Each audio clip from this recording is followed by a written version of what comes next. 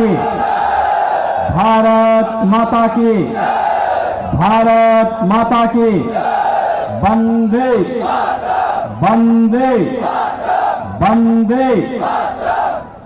सभी उपस्थित बहनों और भाइयों, इतिहास का सृजन करने वाले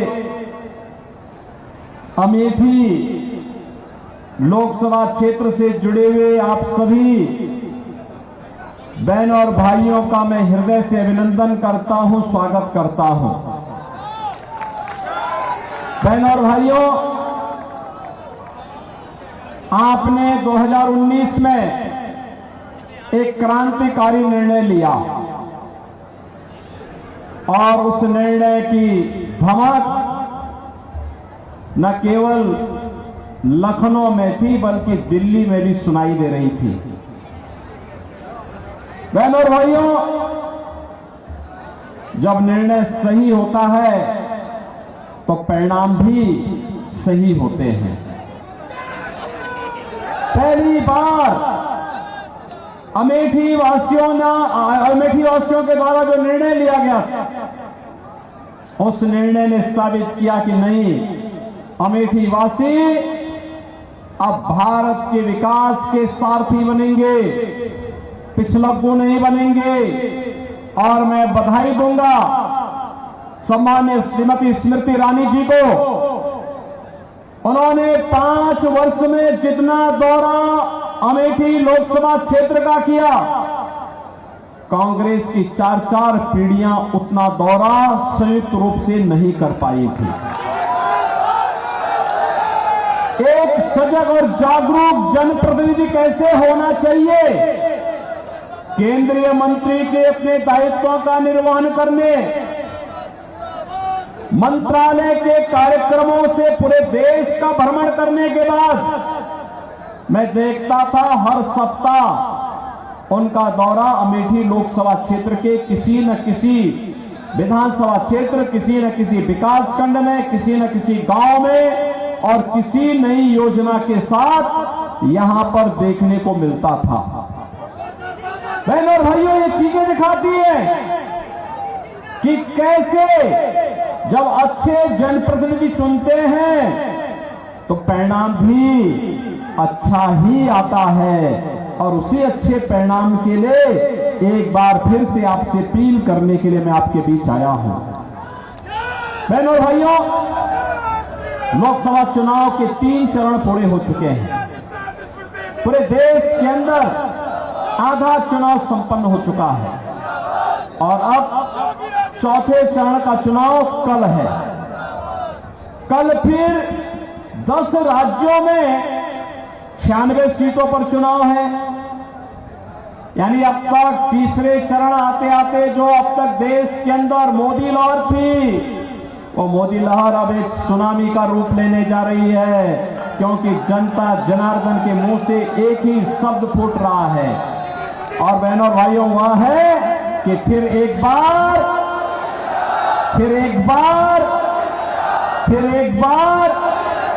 अब की बार 400 पार। जब हम 400 पार की बात करते हैं तो कांग्रेस और इंडी गठबंधन को चक्कर आने लगता है कि 400 पार कैसे होना है।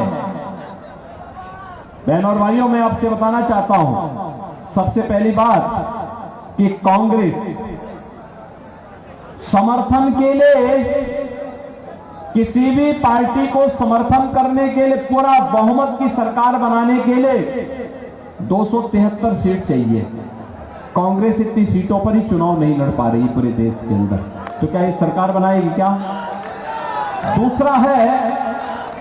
दूसरा है जो कांग्रेस मॉडल देना चाहती है, बहनों और भाइयों, उससे बचना। इसलिए बचना, मैं उसमें बाद में आता हूं।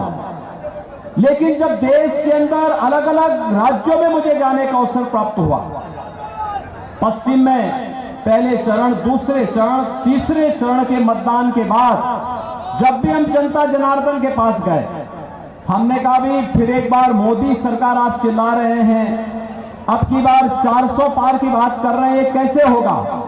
तो हर एक ओर से एक आवाज आती थी, और वो आवाज क्या आती थी?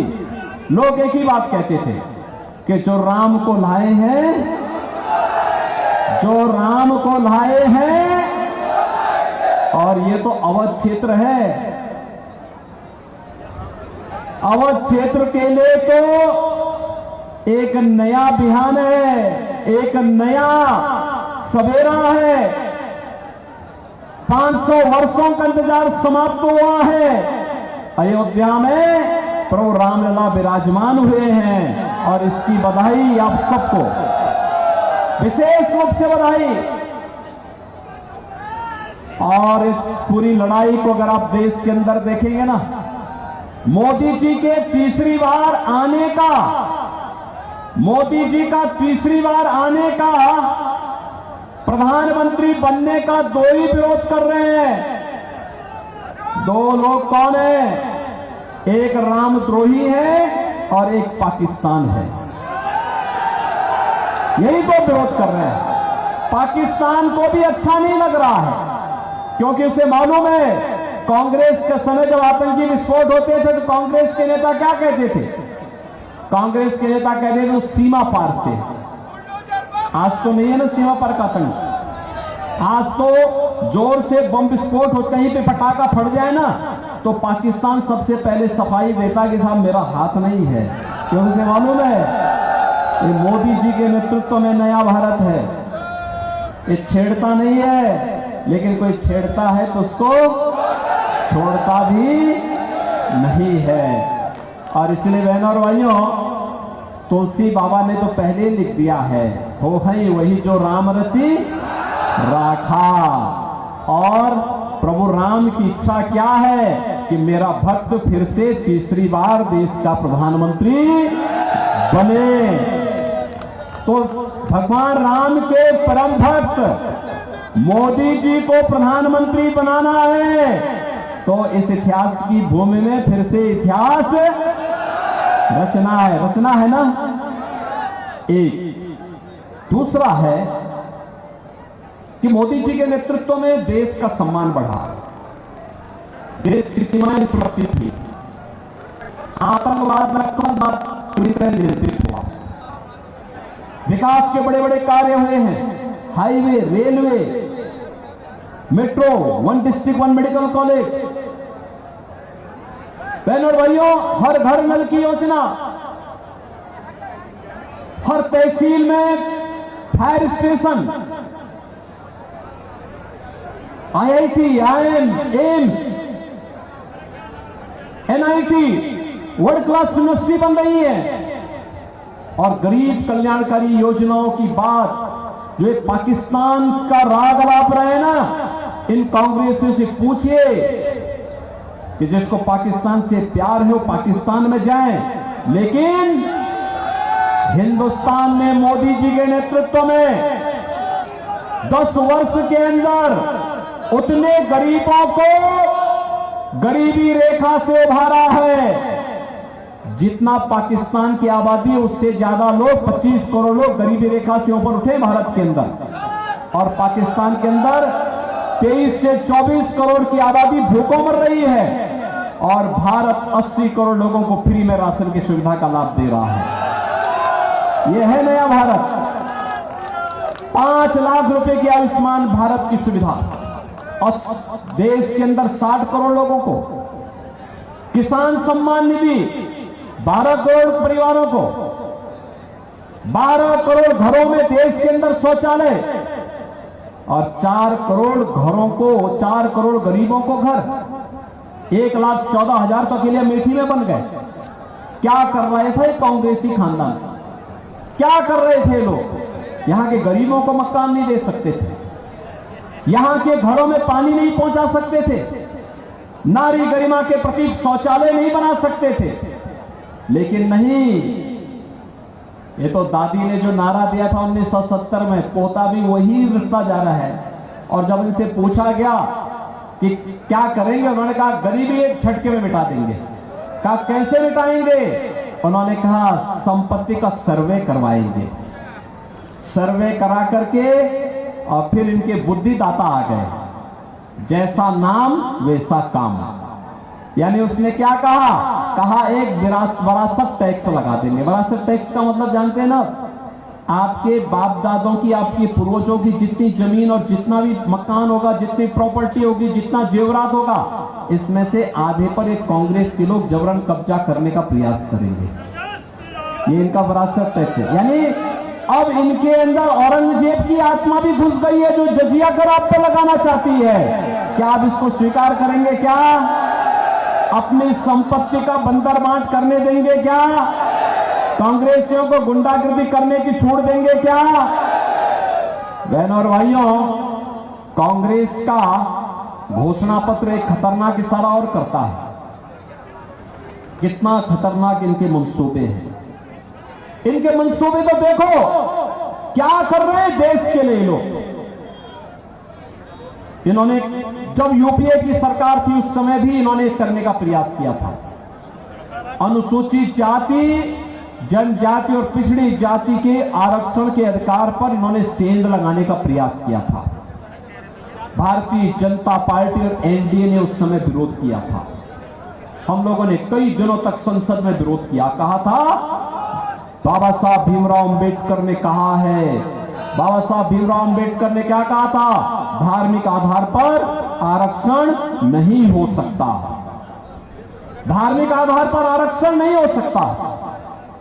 कांग्रेस ने क्या किया था यूपीए सरकार के समय? पहले इन्होंने जस्टिस रंगनाथ मिश्रा के नेतृत्व में कमेटी गठित की और कमेटी ने क्या संस्तुति की? उस कमेटी ने कांग्रेस के नेताओं के कहने पर एक संस्तुति दी कि पिछड़ी जाति को मिलने वाला आरक्षण में से 6% मुसलमानों को दे देना चाहिए। भारतीय जनता पार्टी ने विरोध किया, कहा कि तो बाबा साहब की भावना के विपरीत है, संविधान के भावना के विपरीत है, ये नहीं होने देंगे। भारी विरोध हुआ, उसको नहीं ला पाए। इसके बाद इन्होंने प्रयास किया, जस्टिस राजेंद्र सच्चर की अध्यक्षता में एक कमेटी गठित की। इन्हें लगा कि धार्मिक आधार पर तो ये नहीं दे सकते, तो इन्होंने बैकडोर से क्या किया कि मुस्लिम समाज की कुछ जातियों को अनुसूचित जाति में शामिल करके अनुसूचित जाति के आरक्षण के अधिकार में सेंध लगाने का प्रयास किया। इसका भी विरोध किया गया और जब भारतीय जनता पार्टी ने विरोध किया तब इन लोगों के मंसूबे पर पानी फिरा। कांग्रेस फिर से कहती है जातीय जनगणना करेंगे। जातीय जनगणना क्यों करेंगे? क्योंकि जातियों को आपस में लड़ाएंगे। आपस में लड़ाने के बाद फिर कहेंगे कि भाई आप तो अपना पहले झगड़ा फरियाइए और फिर आपस में झगड़ा लगा करके आपके आरक्षण को ये लोग फिर बांटेंगे। कोई मुसलमान को देगा, कोई किसी और को देगा और फिर बंदर बांट करके आपसे कहेंगे कि भाई आपने तो झगड़ा था इसलिए हमने आपका दे दिया और फिर भारत के नए विभाजन की नींव तैयार करेंगे। क्या आप इसको स्वीकार करेंगे? क्या हिंदुस्तान इसको स्वीकार करेगा? क्या बहनों और भाइयों, इनके मैनिफेस्टो में एक खतरनाक बात और देखने को मिली। कांग्रेस क्या कहती है? कांग्रेस कहती है अगर इनकी सरकार बनेगी तो वह अल्पसंख्यकों की रुचि के अनुसार खान पान की स्वतंत्रता देंगे। कौन सा ऐसा खान पान है जी जो बहुसंख्यक को ना पसंद हो और अल्पसंख्यक को पसंद हो? बहनों और भाइयों, रोटी सब खाते हैं, चावल सब खाते हैं, खिचड़ी सब खाते हैं, खीर सब खाते हैं, फल भी सब खाते हैं, लेकिन एक जगह के ठहर जाता है। जब मुसलमान गौ मांस की तरफ जाता है तो हिंदू उसका विरोध करता है, कहता नहीं, ये नहीं स्वीकार होगा। कांग्रेस अब गौ हत्या को भी प्रश्रय देगी। क्या आप इस पाप को स्वीकार करेंगे? क्या अमेठी इस पाप को स्वीकार करेगा? क्या हिंदुस्तान इस पाप को स्वीकार करेगा? क्या कांग्रेस के मंसूबे पूरे होंगे? क्या बहनों और भाइयों, इस पाप में हम भागीदार नहीं बन सकते। अरे पहले तो 500 वर्षों का इंतजार समाप्त होकर के अयोध्या में रामलला विराजमान हुई। अयोध्या में राम मंदिर में कितने रोड़े इन्होंने अटकाए। इनके बुद्धिदाता क्या कहते हैं? भारत के अंदर राम मंदिर का निर्माण नहीं होना चाहिए। समाजवादी पार्टी की जो सहयोगी दल है वो क्या कहती है कि राम मंदिर बेकार बना। इन्होंने पहले राम के अस्तित्व पर प्रश्न खड़ा किए, फिर इन लोगों ने भारत के राम भक्तों पर गोलियां चलवाई, आतंकवादियों पर दायर मुकदमों को वापस लेने का कुत्सित प्रयास किया, और अब कहते हैं राम मंदिर के बनने पर ही प्रश्न खड़ा करते हैं। लेकिन बहनों और भाइयों, राम मंदिर का निर्माण हुआ है, आप सबको गौरव की अनुभूति हुई। आप अपनी पीढ़ी को बता पाएंगे कि हमने राम मंदिर को बनते देखा है, रामलला को 500 वर्षों के बाद विराजमान होते हुए देखा है। इतिहास बना रहे हैं आप इतिहास बना रहे हैं। राम मंदिर के लिए आने वाली पीढ़ी को आप बता पाएंगे कि हमने राम मंदिर का निर्माण हमारे इस समय में हुआ है, इस लोक को भी बताएंगे, और बहनों और भाइयों अगली पीढ़ी को भी बता पाएंगे। और अपने पूर्वजों के पास जब परलोक में जाएंगे तो वहां भी अपने पूर्वजों को हम बता पाएंगे कि हां, आपके संकल्पों की पूर्ति, आपके आस के संकल्प की पूर्ति हम लोगों ने किया था, क्योंकि हमने मोदी जी को चुना था। बोलेंगे ना? और बहनों और भाइयों, एक तो गौरव की बात, हमारे पुणे हमारे साथ जुड़ा है। अगर कांग्रेस की तरफ धोखे से भी हमने वोट दे दिया और कांग्रेसियों ने गौ हत्या की छूट दी, तो उस पाप से हम फिर वंचित नहीं रह पाएंगे। अगर राम मंदिर का पुण्य हमारे साथ में है तो कांग्रेसियों के द्वारा गौ हत्या का पाप भी हमारे ऊपर थोप दिया जाएगा, और इस पाप में कभी शरीक मत होना। और इसीलिए मैं आज आपसे कहने के लिए आया कि पूरे देश के अंदर की जो आवाज है कि जो राम को लाए हैं हम उनको लाएंगे। और बहनों और भाइयों, इस अभियान के साथ हम सबको जुड़ना है। आप जुड़ेंगे, अमेठी जुड़ेगा। अमेठी ने जुड़ के दिखा दिया गत वर्ष 2019 में जोड़ करके देख लिया। और बहनों और भाइयों, उसका परिणाम भी आपको मिला। इतना सक्रिय सांसद, यहां के विकास के लिए इतना आग्रही सांसद, अमेठी में हर योजना आनी चाहिए, इसके लिए लगातार जागरूक सांसद किसी संसदीय क्षेत्र को मिल जाए तो उसका सौभाग्य होगा। और बहनों और भाइयों, इस बार तो गौरीगंज के हमारे सभी प्रतिनिधि आपके साथ में हैं, बीजेपी के साथ में हैं। सबने कहा, आपने देखा ना, मैं तो अमेठी और रायबरेली की जनता का इसलिए अभिनंदन करूंगा कि आपने जिन्हें भी अपना प्रतिनिधि चुना। अगर राम मंदिर का विरोध कांग्रेस ने किया तो उन्होंने, कांग्रेस ने समाजवादी पार्टी ने किया तो उन्होंने समाजवादी पार्टी से विद्रोह किया। कहा कि वे देखो सब कुछ स्वीकार करेंगे लेकिन राम का अपमान स्वीकार नहीं करेंगे। हाँ, गौरीगंज से आपने राकेश प्रताप सिंह को विधायक बनाया। जब समाजवादी पार्टी ने कहा कि अयोध्या में ये प्रस्ताव समाजवादी पार्टी का ही था, उन्होंने कहा था कि इतने लोग देश दर्शन करने के लिए अयोध्या आ रहा है और अगर सभी विधायक एक साथ जाएं तो भाई, मैंने कहा भी हम तो सुविधा दे सकते हैं। मैं स्वयं अयोध्या गया था, अयोध्या में सारी व्यवस्था कराया था, और व्यवस्था कराने के बाद जब मैंने देखा कि समाजवादी पार्टी ने तो विरोध कर दिया, कहा कि नहीं हम अयोध्या नहीं जाएंगे, तो उसके बाद बहनों और भाइयों, ये राम मंदिर का आज भी विरोध करते हैं। इनको राम मंदिर से परहेज है। भारत के अंदर राम और राष्ट्र एक दूसरे के पूरक है, अलग करके देखा ही नहीं जा सकता। और राम मंदिर का विरोध ये लोग करते हैं, इसका मतलब पाकिस्तान के साथ इनकी भावनाएं जुड़ रही हैं, और ऐसे लोगों को हमें कतई स्वीकार नहीं करना है। इन सब के मंसूबे आपको देख लिए ना, और इसीलिए मैं धन्यवाद दूंगा मैं इन सभी विधायकों को जिन्होंने समाजवादी पार्टी से कहा कि भाई देखो राजनीति बहुत हो जाएगी, लेकिन हम लोग भगवान राम का विरोध स्वीकार नहीं कर सकते, भगवान राम का अपमान स्वीकार नहीं कर सकते। राकेश प्रताप सिंह ने भी विरोध किया, रायबरेली में पांडे जी ने विरोध किया। उन्होंने कहा कि नहीं, ये सब कुछ हो सकता है, लेकिन अगर भगवान राम का विरोध करोगे तो फिर हम इसका मुंह तोड़ जवाब देंगे, चाहे वह कोई भी क्यों ना हो।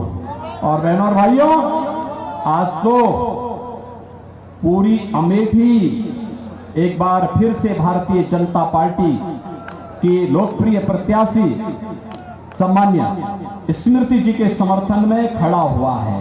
और इसलिए मैं आप सबके लिए आपसे अपील करूंगा कि बहनों और भाइयों, पंचम चरण में आपको मतदान करना है। एक चरण, चौथा चरण कल है और पांचवां चरण 20 मई को है।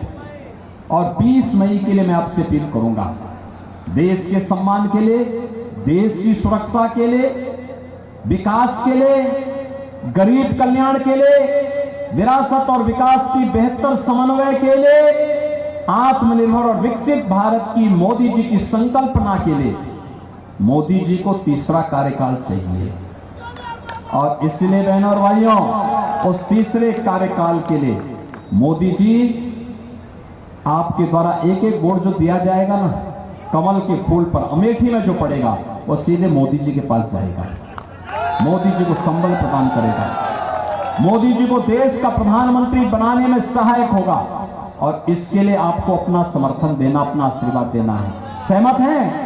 सभी सहमत हैं? पूरी अमेठी सहमत है? भारी बहुमत से एक एक घर जाएंगे, मोदी जी का प्रतिनिधि बनकर के, स्मृति जी का प्रतिनिधि बनकर के घर घर जाकर के अलग जगाएंगे, भाजपा को जिताएंगे, कांग्रेस के चटकारों की जमानत जब्त कराएंगे, आतंकवाद और पाकिस्तान समर्थकों की जमानत जब्त कराएंगे, अमेठी की जनता को विकास से वंचित रखने वालों की जमानत जब्त करवाएंगे। इसके लिए आपको सबको खड़ा होना पड़ेगा, वोट की रखवाली भी करनी होगी, कमल चुनाव चिन्ह को घर घर खिलाना होगा। सहमत है ना?